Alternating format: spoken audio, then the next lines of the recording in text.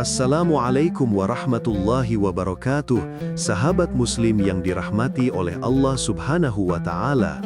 Alhamdulillah, kita dipertemukan kembali dalam kesempatan yang penuh berkah ini. Semoga hati kita senantiasa dilembutkan untuk menerima nasihat, agar iman kita semakin kuat dan amal ibadah kita selalu diterima oleh Allah Subhanahu wa Ta'ala. Sebelum kita memulai pembahasan yang penuh hikmah ini, izinkan saya mengajak kepada sahabat semua untuk menekan tombol like, tinggalkan komentar yang membangun, serta subscribe channel ini, agar kita semua bisa terus belajar bersama, mengambil manfaat, dan mengingat Allah di setiap langkah kehidupan kita. Semoga dengan dukungan sahabat semua, Allah membalas dengan rizki yang berlipat ganda, menjadikan kita semua hamba yang diridhai, bahkan dimampukan untuk berangkat haji bersama keluarga tercinta di tahun yang akan datang. Amin ya Rabbal Alamin. Sahabat muslim yang dirahmati Allah, pernahkah kita membayangkan bagaimana perasaan ruh ketika jasad kita dimandikan oleh orang-orang yang kita cintai? Pernahkah kita terlintas betapa sakitnya ruh yang baru saja keluar dari raga, lalu menyaksikan tubuhnya dibaringkan, disiram air, digosok dengan kain, dan diperlakukan sebagai jasad yang sudah tidak bernyawa lagi? Rasulullah Shallallahu Alaihi Wasallam menggambarkan bahwa ruh itu bisa menjerit kesakitan, bisa memohon dengan suara yang sangat memilukan, agar jasadnya diperlakukan dengan lembut. Ia berharap agar air yang digunakan tidak terlalu panas atau terlalu dingin, agar tangan-tangan yang menyentuh tubuhnya penuh dengan kelembutan, sebab ruh masih merasakan sisa-sisa rasa sakit dari pencabutan nyawa. Bayangkan sahabat, betapa hancurnya perasaan ruh ketika tubuh yang dulu begitu dijaga, yang dulu digunakan untuk beribadah, kini sudah kaku terbujur, dimandikan, diperlakukan tanpa lagi memiliki kuasa. Ruh hanya bisa melihat, merasakan, dan berteriak tanpa ada seorang pun manusia yang bisa mendengarnya. Rasulullah Shallallahu Alaihi Wasallam bersabda bahwa jeritan ruh ketika jasadnya dimandikan itu terdengar oleh seluruh makhluk kecuali jin dan manusia. Subhanallah, betapa besar penderitaan yang dialami oleh ruh, sebuah keadaan yang tidak pernah kita bayangkan dengan jelas selama masih hidup. Allah Subhanahu wa Ta'ala mengingatkan kita dalam firman-Nya, "Kullu nafsin dha'iqatul maut, wa nabluukum bisyarri wal khairi fitnatan, wa ilaina turja'un." Setiap yang bernyawa pasti akan merasakan mati. Kami akan menguji kamu dengan keburukan dan kebaikan sebagai cobaan, dan hanya kepada Kamilah kamu dikembalikan. Amin. Ayat ini menegaskan bahwa kematian adalah kepastian, tidak ada seorang pun yang bisa lari darinya. Ruh yang kini kita bicarakan sesungguhnya adalah ruh kita juga, suatu saat nanti. Tubuh yang sedang kita rawat dengan baik, yang kita jaga dari sakit, yang kita hiasi dengan pakaian indah, semuanya akan kembali menjadi jasad yang kaku, terbujur, dan dimandikan oleh orang lain. Sementara ruh kita akan menatap, menangis, dan menjerit dalam kesakitan serta kesedihan yang dalam. Sahabat muslim yang dirahmati Allah, proses memandikan jenazah ini Sahabat muslim yang dirahmati oleh Allah Subhanahu wa Ta'ala, mari kita melanjutkan pembahasan kita. Setelah kita memahami bahwa ruh masih merasakan kepedihan ketika jasadnya dimandikan, kini kita akan menyelami lebih jauh bagaimana perjalanan ruh itu berlangsung sejak jasad ditangani oleh orang-orang terdekat hingga saat tubuhnya dibawa menuju liang lahat. Rasulullah Shallallahu Alaihi Wasallam menggambarkan bahwa ruh itu masih bisa merasakan setiap sentuhan, setiap siraman air, bahkan setiap usapan kain yang membersihkan tubuhnya. Ia bukan sekedar melihat dari kejauhan, namun masih merasakan bahwa dirinya diperlakukan. Inilah yang membuat ruh menjerit, "Wahai tukang memandikan, perlakukan tubuhku dengan lembut, jangan terlalu keras, jangan terlalu dingin atau panas." Namun sayangnya, jeritan itu tidak terdengar oleh telinga manusia. Yang bisa mendengar hanyalah makhluk selain jin dan manusia. Sebuah keadaan yang membuat ruh seakan sendirian dalam penderitaan. Sahabat muslim, proses pemandian jenazah sesungguhnya adalah sebuah penghormatan terakhir. Orang yang dimandikan tidak lagi bisa membersihkan dirinya sendiri, maka keluarga atau para pemandi jenazahlah yang mengambil alih tugas itu. Tetapi dari sisi ruh, ia merasakan bahwa tubuhnya yang dulu ia gunakan untuk beribadah, kini sedang diperlakukan dengan cara yang menyakitkan baginya. Bahkan Rasulullah SAW pernah mengingatkan bahwa ruh itu memohon agar tangan yang memandikan penuh kelembutan. Maka, dari sinilah kita memahami betapa pentingnya adab dalam memandikan jenazah. Tidak boleh tergesa-gesa, tidak boleh kasar, apalagi sampai merusak kehormatan tubuh jenazah.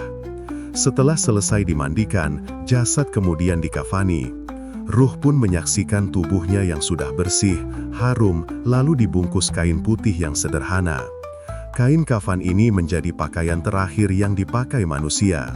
Sebuah pakaian yang tidak mengenal merek, tidak mengenal kemewahan, bahkan tidak mengenal perbedaan kaya atau miskin. Semua manusia sama, hanya dibalut kain putih polos untuk kemudian dikembalikan ke bumi. Saat itu, ruh semakin sedih, karena ia menyadari bahwa semua pakaian indah, semua harta yang pernah dibanggakan, semua perhiasan yang pernah dijaga, kini tidak ada artinya lagi. Allah Subhanahu wa Ta'ala berfirman dalam Al-Quran, "Walaqad ji'tumuna furada kama khalaqnakum awwala marrah wa taraktum ma khawwalnakum wara'a dhuhurikum." Dan sungguh, kamu datang kepada kami sendiri-sendiri, sebagaimana kami ciptakan kamu pada mulanya, dan kamu tinggalkan di belakangmu apa yang telah kami karuniakan kepadanya. Quran Surat Al-An'am ayat 94. Ayat ini mengingatkan bahwa pada akhirnya kita akan kembali kepada Allah seorang diri. Semua harta, semua anak, semua jabatan, bahkan semua kebanggaan dunia akan kita tinggalkan. Ruh menyaksikan sendiri betapa sia-sianya harta yang dulu dikumpulkan. Saat jasad sudah dibungkus kafan, ruh menyesal, mengapa aku begitu sibuk mengejar dunia, padahal yang aku bawa hanyalah kain putih ini. Sahabat Muslim, perjalanan ruh belum selesai. Setelah jasad dikafani, ia diangkat ke atas keranda. Inilah momen yang sangat menyayat hati, karena ruh kembali merintih. Rasulullah SAW menyampaikan bahwa ruh berseru, "Wahai orang-orang yang mengangkatku, pelan-pelanlah, jangan guncangkan tubuhku, sesungguhnya aku merasakan sakit yang luar biasa." Tetapi jeritan itu sekali lagi tidak terdengar oleh manusia. Pada saat jasad diangkat, ruh memandang anak-anaknya, istrinya, suaminya, orang tuanya, dan kerabatnya. Ia ingin sekali kembali untuk memeluk mereka. Ia ingin mengatakan bahwa ia masih ada, masih melihat mereka. Namun ruh tidak lagi memiliki kuasa untuk kembali. Ia hanya bisa menyaksikan keluarga yang menangis, sahabat-sahabat yang mendoakan, sementara tubuhnya semakin jauh diangkat menuju. Sahabat Muslim yang dirahmati oleh Allah Subhanahu wa Ta'ala, mari kita teruskan pembahasan kita. Pada bagian sebelumnya, kita sudah memahami bagaimana ruh merasakan sakit ketika jasad dimandikan, dikafani, dan diangkat dengan keranda. Kini, perjalanan ruh berlanjut ke fase yang lebih menggetarkan, yaitu saat jasad disolatkan, kemudian dibawa menuju liang lahat, diletakkan di dalamnya, dan ditinggalkan oleh semua orang yang dicintainya. Rasulullah SAW menjelaskan dalam banyak hadis tentang kondisi ruh pada saat jenazah disolatkan. Ketika manusia berdiri menyolatkan jenazah, ruh menyaksikan doa-doa yang dipanjatkan. Ia mendengar lantunan takbir, bacaan doa, dan permohonan ampunan. Pada saat itu, ruh sangat berharap agar setiap doa benar-benar dikabulkan oleh Allah Subhanahu wa Ta'ala. Ruh memohon kepada Allah agar setiap kalimat yang keluar dari mulut orang-orang yang menyolatkannya menjadi penyelamat dari azab yang menanti di alam kubur. Bayangkan sahabat Muslim, bagaimana perasaan ruh itu. Ia tidak bisa lagi menambah amal, tidak bisa lagi memperbaiki ibadahnya. Satu-satunya harapan hanyalah doa orang-orang beriman yang menyolatkannya. Maka, sungguh beruntunglah orang yang semasa hidupnya memiliki sahabat-sahabat soleh, keluarga yang taat, anak-anak yang rajin mendoakannya, karena doa merekalah yang menjadi penolong di saat ruh tidak lagi mampu berbuat apa-apa. Setelah sholat jenazah selesai, tubuh dibawa menuju pemakaman. Ruh pun ikut serta, menyaksikan langkah-langkah kaki yang mengiringinya. Tangisan semakin terdengar, doa semakin dipanjatkan, namun ruh mulai merasakan perasaan yang lebih dalam, yaitu keterpisahan yang nyata dari dunia. Jalan yang dilalui menuju kubur bukanlah jalan biasa, tetapi jalan terakhir seorang manusia di dunia. Tidak ada lagi jalan kembali. Ruh menyadari betul bahwa inilah pintu menuju alam barzakh, sebuah dunia yang asing, sunyi, dan penuh misteri. Sahabat Muslim, tibalah jasad di liang lahat. Para penggali kubur telah menyiapkan tanah itu gelap dan sempit. Saat tubuh diturunkan perlahan ke dalam kubur, ruh berteriak, "Wahai orang-orang yang menurunkanku, pelan-pelanlah. Sesungguhnya aku merasakan sakit yang tak terbayangkan." Tetapi lagi-lagi, teriakan itu tidak terdengar oleh telinga manusia. Rasulullah Shallallahu Alaihi Wasallam bersabda, "Innal abda idza wudi'a fi qabrih wa tawalla anhu ashabuh, innahu la yasma'u qar'ani 'alihim." Sesungguhnya, seorang hamba apabila telah diletakkan di kuburnya dan para sahabatnya telah berpaling meninggalkannya, maka ia benar-benar mendengar suara sandal mereka. Hadis ini menegaskan bahwa ruh masih bisa merasakan kehadiran orang-orang di sekitarnya. Ia mendengar suara langkah kaki mereka, ia tahu bahwa sebentar lagi ia akan benar-benar sendirian. Pada saat itu, rasa takutnya semakin memuncak. Tangisan anak-anak, doa orang tua, pelukan keluarga, semua hilang. Yang tersisa hanyalah dirinya, liang lahat, dan penantian terhadap malaikat yang akan datang menanyainya. Allah Subhanahu wa Ta'ala berfirman, "Hatta idza jaa ahadahumul mautu qala rabbirji'un la'alli a'malu salihan fima tarakt. Kalla innaha kalimatun huwa qailuha wa min waraihim barzahun ila yaumi yub'atsun." Hingga apabila datang kematian kepada salah seorang dari mereka, dia berkata, "Ya Tuhanku, kembalikanlah aku, agar aku dapat berbuat amal yang soleh terhadap apa yang telah aku tinggalkan." Sekali-kali tidak, sesungguhnya itu adalah perkataan yang diucapkannya saja, dan di hadapan mereka ada barzah sampai hari mereka dibangkitkan.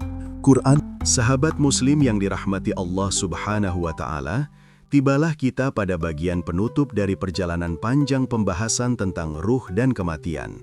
Setelah sebelumnya kita membahas bagaimana ruh merasakan perpisahan dengan jasad, bagaimana ia menyaksikan doa-doa yang dipanjatkan, bagaimana ia mendengar suara langkah orang-orang yang meninggalkannya di kuburan, dan bagaimana ia menghadapi pertanyaan malaikat, kini saatnya kita merenungkan apa yang bisa kita ambil sebagai pelajaran dan bekal kehidupan.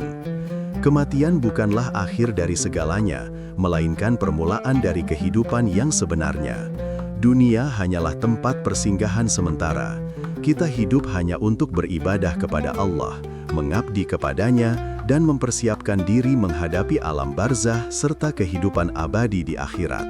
Allah Subhanahu wa Ta'ala berfirman dalam Al-Quran, "Wa ma khalaqtul jinna wal insa illa liya'budun." Aku tidak menciptakan jin dan manusia, melainkan agar mereka beribadah kepadaku. Quran Adz-Dzariyat 56. Ayat ini mengingatkan kita bahwa tujuan utama hidup bukanlah mengumpulkan harta, bukan mencari pangkat, bukan pula mengejar popularitas, melainkan mempersembahkan seluruh hidup untuk ibadah kepada Allah. Semua hal duniawi yang kita kejar pada akhirnya akan ditinggalkan. Rumah yang megah, kendaraan yang mewah, jabatan yang tinggi, semuanya akan menjadi milik orang lain. Yang benar-benar kita bawa hanyalah amal ibadah. Rasulullah Shallallahu Alaihi Wasallam pernah bersabda, "Yatba'ul mayyita thalathatun, ahluhu wa maluhu wa amaluhu, fayarji'u thnani wa yabqa wahidun, yarji'u ahluhu wa maluhu wa yabqa amaluhu." 3 hal yang mengikuti mayit, keluarganya, hartanya, dan amalnya. 2 kembali dan 1 tetap tinggal bersamanya. Keluarga dan hartanya kembali, sedangkan amalnya tetap bersamanya. Hadits ini mempertegas bahwa amal adalah teman sejati kita. Maka sahabat muslim, mari kita renungkan amal apa yang sudah kita persiapkan untuk menemani kita di alam kubur. Apakah kita sudah cukup memperbanyak sedekah jariah? Sudahkah kita menebarkan ilmu yang bermanfaat? Sudahkah kita mendidik anak-anak kita agar menjadi anak soleh yang akan terus mendoakan kita? Sahabat muslim, kematian itu pasti datang. Tidak ada satupun manusia yang bisa lari darinya. Tidak ada seorang raja, orang kaya, atau orang kuat sekalipun yang bisa menolak datangnya malaikat maut. Allah Subhanahu wa Ta'ala berfirman dalam Al-Quran, "Aynama takunu yudrikkumul mautu walau kuntum fi burujin musyayyadatin." Di mana saja kamu berada, kematian akan mendapatkan kamu, kendati pun kamu berada di dalam benteng yang tinggi lagi kokoh. Ayat ini menunjukkan bahwa maut pasti menghampiri kita, kapan saja, di mana saja, tanpa bisa kita perkirakan. Maka, orang yang beriman adalah orang yang selalu mempersiapkan dirinya, tidak menunda-nunda taubat, tidak menunda amal kebaikan, dan selalu berusaha hidup dalam ketaatan. Rasulullah SAW